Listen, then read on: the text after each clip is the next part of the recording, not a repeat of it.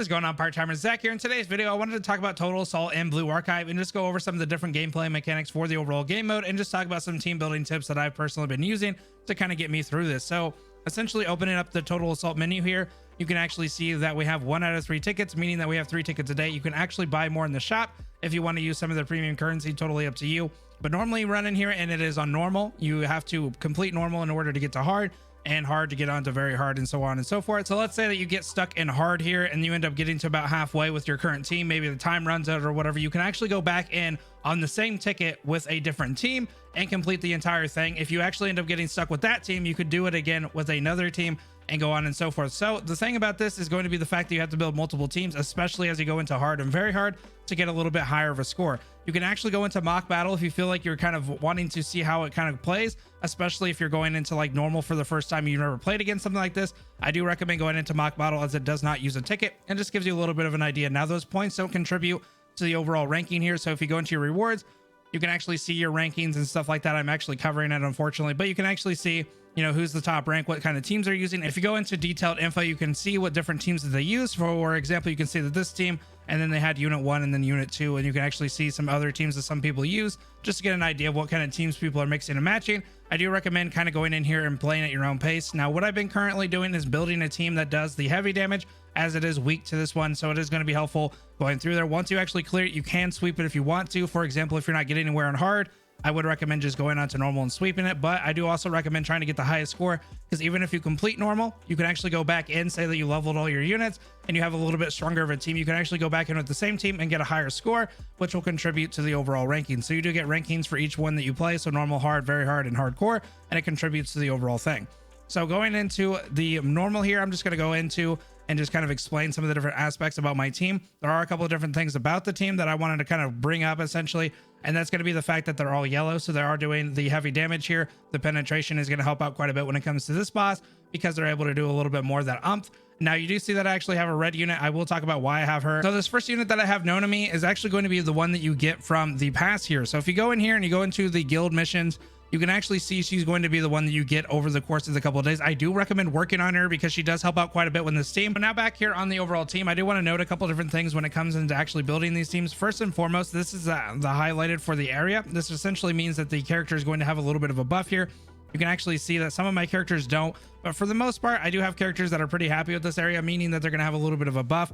The reason I have Iori in here is because she's actually really good, especially for single target penetration. So I do have her in here anyway. Now talking about the red unit here, you may see, why don't you just have all yellow units? And that is because she's actually a really good healer, and she helps out quite a bit with moving my allies essentially. And I'll kind of explain that when we actually jump into it, because there's actually a huge beam that the worm does, and you can actually use her healing ability to kind of get everybody away from that to not take that damage. So I'll explain that a little bit more when we jump into it. But overall, the team setup that I have is just going to be 2 backline units, 1 mid unit, and a tank that's able to kind of brunt the overall damage. And then I have a healer, and then I also have her as my other support, and she's going to help out with just doing a little bit more damage to a circle. She does inflict stun, but unfortunately it does not work on the boss. So that's just something to kind of keep in mind, that some of the status effects do not work on the boss. You just kind of have to jump in there and kind of see what does and doesn't work when it comes to things like stun and whatnot. So let's go ahead and jump in here, and I'll just give you an idea of the overall structure as we kind of play through it.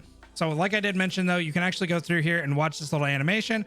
This is actually really cool. I think it's kind of an introduction that makes you a little bit hyped for fighting this overall boss. I think they do a pretty good job of like kind of presenting the enemy to you and overall, but I'm going to go ahead and skip it from here, and we're going to jump into it. So this boss actually has a couple different levels to it.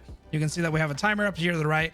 We can also see that I have a best ranks reward, and then you can see the overall boss and its health. So going into this is actually going to be the beam I'm talking about, and I'm just going to go like this, and hopefully get everybody out of the way. So that is why I use her. Plus she's a really good healer, so even though she doesn't fit as entirely the overall bill with my team, I could probably use a better piercing unit or something like that. I do help, like she does help out the team overall, which is having kind of that runaway mechanic essentially. But you do have to kind of time it and kind of hold on to some of your different assets that you maybe wouldn't have to if she wasn't there. Oh my gosh. Blue Stacks had a little bit of a fart. So let's go ahead and see what he's doing. He's going to go and cruise on. So essentially they get to a certain part of their health and they'll move on to the next spot. Actually, I think I'm going to use the heal here. I'm hoping that he'll actually use his beam so I can use the heal. There he goes. I'm going to go ahead and boom, bam. Hopefully they're able to run to it, and then sometimes they run back, so it's not like a foolproof thing. It's just kind of like hoping that they'll actually stay over there for like 0.2 seconds to not get hit. But overall, normal is a pretty good introduction, I would say, into the overall kind of boss mode, as you get a little bit more of an idea of how everything's kind of played. Now, hard is pretty difficult. So for example, I was kind of looking at it and I was like, okay, you know, hard's hard, right? It's like, can't be that bad, but you go into it, it's like, okay, this is kind of rough. So you do really need to have another team ready to kind of go, because you're not going to probably be able to do it with one team. And if you can, you're probably pretty buff and you probably have a good account anyway. So overall, I just think it's going to be one of those things where this is going to prompt you to do a lot of different teams and give you a little bit more of an idea of where team building kind of be a little bit more fluctuated and a little bit more, oh, I messed up, bro. Okay, that's fine. So it does take into a couple different accounts, essentially, like your overall team health and the overall health that the boss has and how fast you essentially beat the boss. That are all mechanics that go into the overall score, which will pop up here in a minute. For some reason, I keep stuttering over my words. So anyway, we beat the boss. Cool beans. He's dead. Victory. Awesome. We get the overall screen. You can see a couple different things like time, boss's HP, and difficulty. So I guess your overall team doesn't really matter when it comes to HP. I thought that was one of the things, but it's just really about the boss and how quick you can kind of do it. So you end up getting these total assault coins. So letting it load in, you can actually see that was added to my total score. So every single time that you go in here and do it, it'll actually go to your total season points.